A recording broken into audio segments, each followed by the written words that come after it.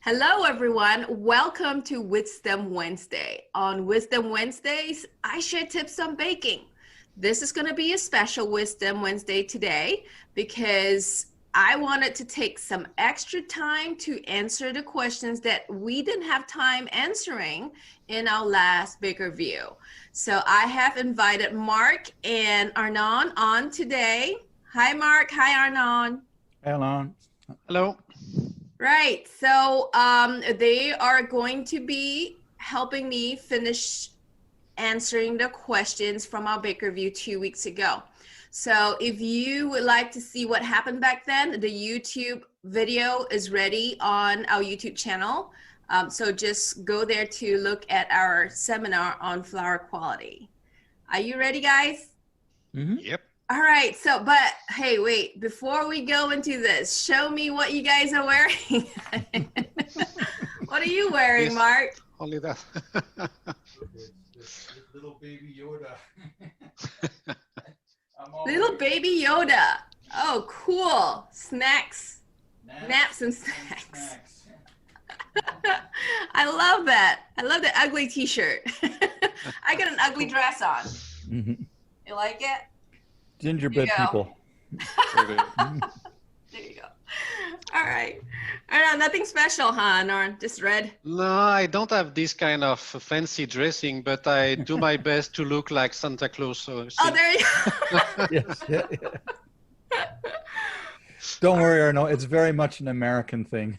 Yes, you know what? I think so. Well, you know, yeah. it's coming here. We are trying to copy all these kind of things. I don't know why, but that's what we try Sell to do. more shirts. Sell more shirts, right? Yeah. See, Lynn, we need some ugly Christmas merch. Oh, there you go. We'll do that for BAKERpedia store next year.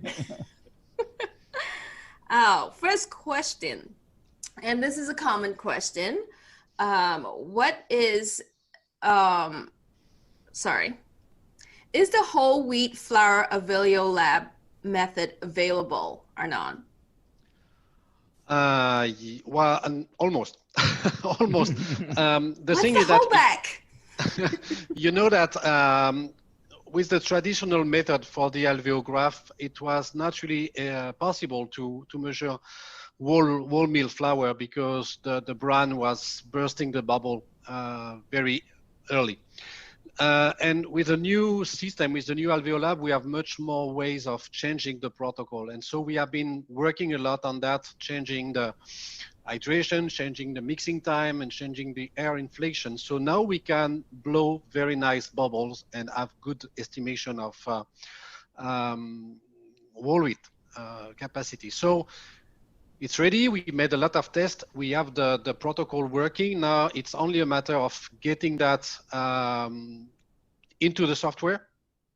And it should be available in 2021, probably in at the middle of the year.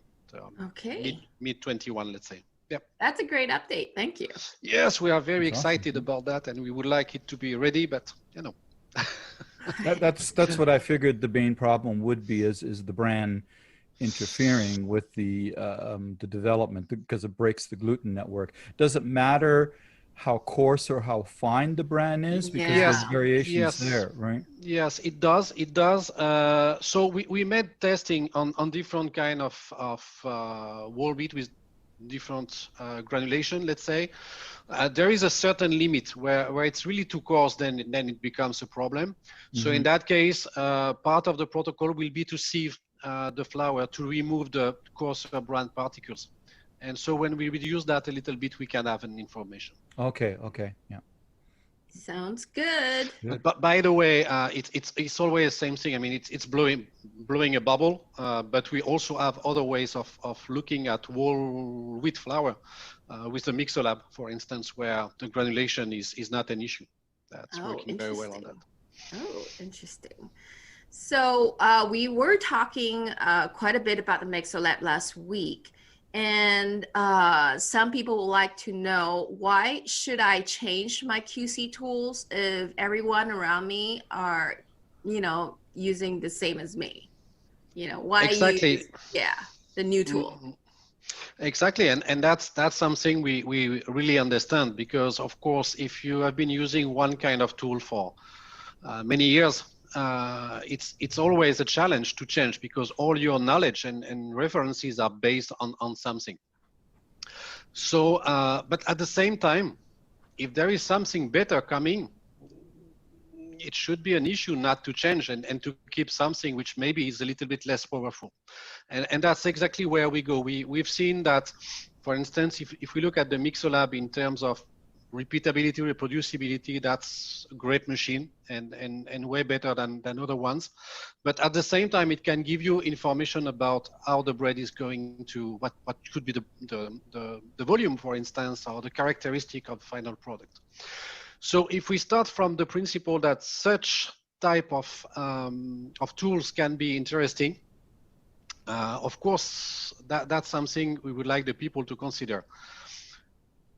So first of all, we are coming with a lot of information and what it needs to prove what we are saying. But at the same time, we will also provide a way to keep a link with what was used before. If we want to be clear, with the Mixolab, we also have the possibility to do farinograph analysis. So it means that you can have the benefit of the new tool, but still continue to have your reference with the former tool, because we understand it's always difficult to change. So we want to bring all the possibilities for people to do that in a safe environment.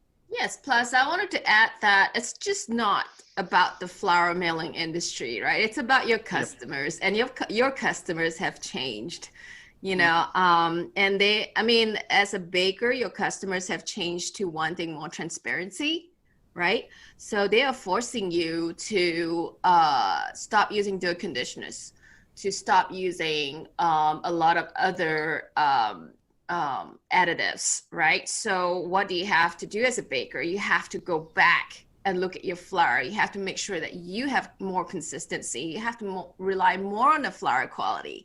So you have to get yourself a Mixolab or something similar. All right. So why Mixolab and why not other mixing tools? Because Mixolab is one of the things that have been developed recently, that have kept up with the literature, that has kept up with the recent research, right? So that's why you should invest in a tool like that and push your millers to think the same way too, because the millers probably have been using the same instrumentation for the last, I don't know, 40 years. They haven't changed. So everybody needs to change. You need to change because your end customer is requiring the transparency, and you have to depend on tools and new tools to try to create that transparency. Nobody wants to look at potassium bromate anymore. Nobody wants to look at datum anymore. So you have to make sure that your flour quality is consistent, and to determine that, you have to really look at the flour quality. So what I'm saying, Arnaud, is a trend in bakers trying to understand this phenomena, which they haven't, they have really depended on dough conditioners all these years.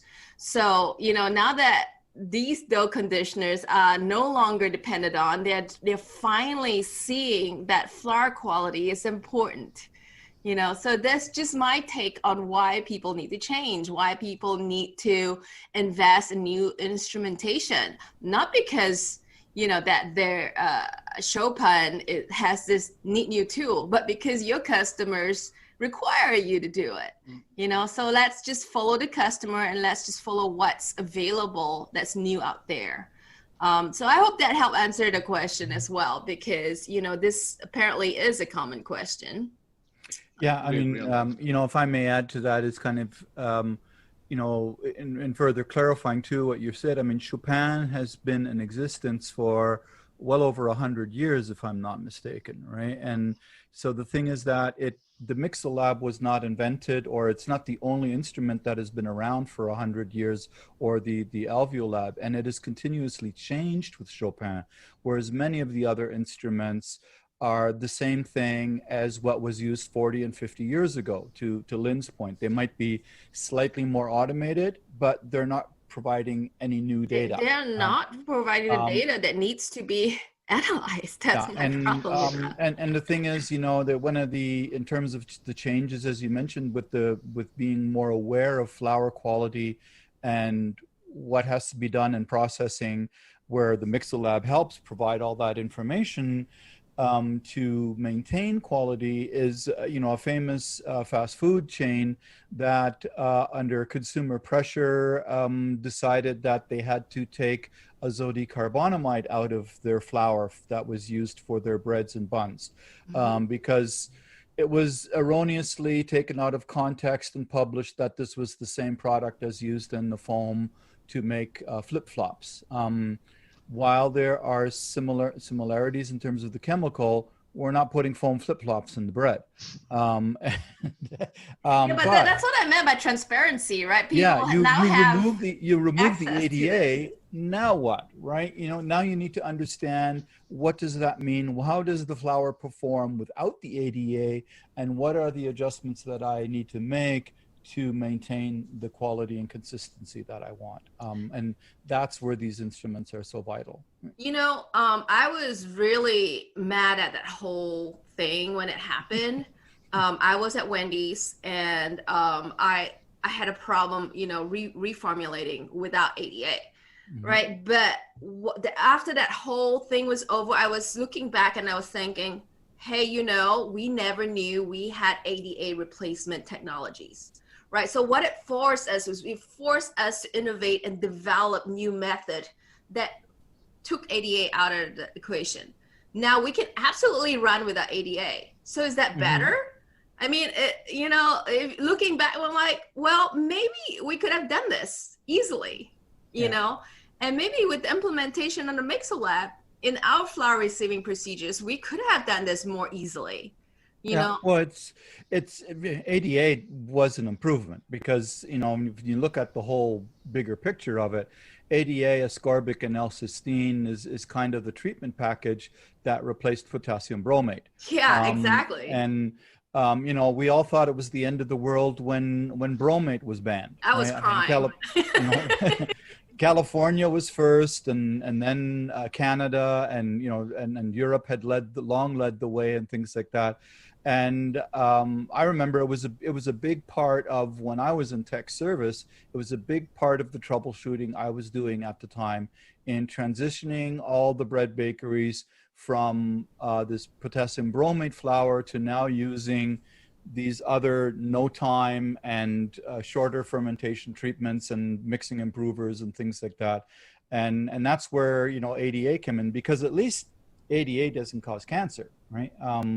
But it's you know, at least not yet. Not that we've been able to proven yet, Mark. Honestly, I don't think there is an exact, you know, I'm putting on my scientist hat right here. I don't think there's an exact causation. There's nothing yet that says it does cause cancer.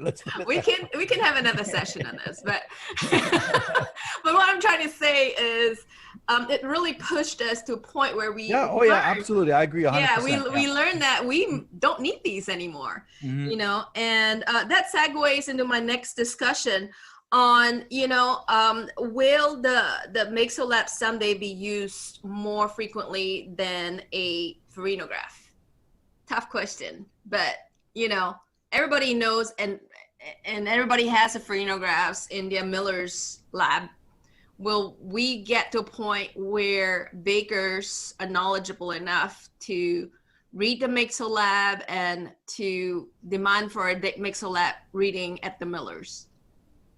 The question should be, does having a farinograph avoid any problem in the chain?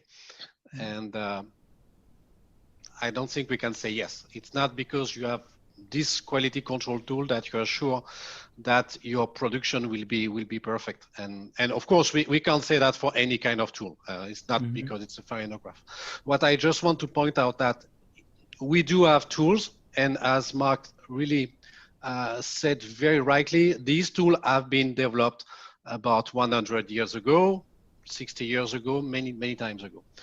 And if we think that twice, we have tools and protocols corresponding to width, quality, to baking process of about 50, 100 years ago. And all of that have changed a lot. So we certainly need to get adapted to. What you were mentioning, Lynn, was making me smiling, because I have seen this rise of conditioners and then after all the enzyme things. And I have been traveling many times with enzyme or additive manufacturers. And it came to a moment where I had the feeling that flour was only a support for improvers. and when you were hearing the people, it's that, okay, you can take whatever flour you can and you put it in the product and it will be wonderful. Mm-hmm. So all of that is really changing. All of that is really changing. Now, to answer the question about Mixolab and Farinograph, first of all, if you want to replace the Farinograph by a Mixolab, there is a feature which is called the simulator that will give you the same kind of data. And we have evidences that we have the same quality of data. That's a good point, but if we are doing that, we are not improving. We are just continuing doing the same thing on a different way. Yeah. And that's not what Chopin believes. What we believe is that we need to take, and at least we have to try to take the thing differently and bring new tools. And in the case of the Mixolab is bringing a lot of information about starch gelatinization, retrogradation, in conjunction with protein properties, because we are really analyzing a dough, and that's unique. That's the only device in the world that can do that. And that's where we want, and we are working more and more with the bakers, because we are trying to see with the baker what this information is really bringing to them. And according to different kind of product we are doing, some information will be more important for doing cookies, another one will be more important for doing buns. From our lab, we don't know that. We cannot say, okay, I'm going to tell you what you need. We need to work with the people, analyze their flour, and since now the quality of the final product depends more on the flour than on the additives we are putting in, that's a good momentum for that. Mm-hmm. And at this moment, we need to have new tools, because I don't believe we can continue doing or improving by using the same tools as 50 years ago. And that's true for the alveograph. I mean, you see that we have been changing the alveograph because we want it to be able to analyze new things, to analyze new dough, to analyze more complex things, eventually to be more precise. So yes, I wish it will be the case that the Mixolab will replace the Farinograph, not only because there is a kind of course, competitive point between the companies, but because that would mean that the Mixolab really brings what we believe it will bring to the bakers. And so you can base your specification on something that is good for you. And so you can have a discussion with your miller based on what's good for you and not something that was decided by someone we don't know where. So that's why, yeah, I think the Mixolab is a very good candidate to replace the Farinograph in that case. Yeah, Thank you. I think that, yeah, that's incredible. That's really, really good. And I think that, you know, the further to what Arnaud's point on this is that with the Farinograph, you still just only have the standard Farinograph information, if we will want to call it that. With the spider charts that you get from the Mixolab, relative to whether it's cookie, cracker, or cake flour, or bread flour, or croissant dough flour, things, it's all different. It gives you all different points of priority or interest that in terms of adjusting your needs to, you know, in terms of what Arnaud has been saying there. And it, you know, in terms of some of the standards and things like that, it reminds me a little bit of the oil industry, where with fats and oils, everything had been for decades based on solid fat index, which was a manual process that was an approximation of roughly how much solids at roughly that temperature in these different water baths. And it, you know, it's very time consuming, took up a lot of space to set up and everything like that, and special training and everything. Whereas now, it is gradually, in the past 5 years, it is all completely transitioned over to solid fat content via NMR. So the NMR had been around, the nuclear magnetic resonance imaging had been around for decades, but it was only used academically and in research. And, you know, at the conferences, they kept trying to talk about how more clear, precise the information is. And now finally the industry has adopted that, so that now there are standards that you could say at 20 degrees Celsius, this is how much solids you have in the fat. And it's a lot easier to understand for the baker or food processor to in terms of working with that system as well. Great point, Mark. Well, we have reached the end of our Wisdom Wednesday today. So thank you guys for joining me. And we will be back again next week to answer more questions. Bye. Bye. Thank you. Bye-bye.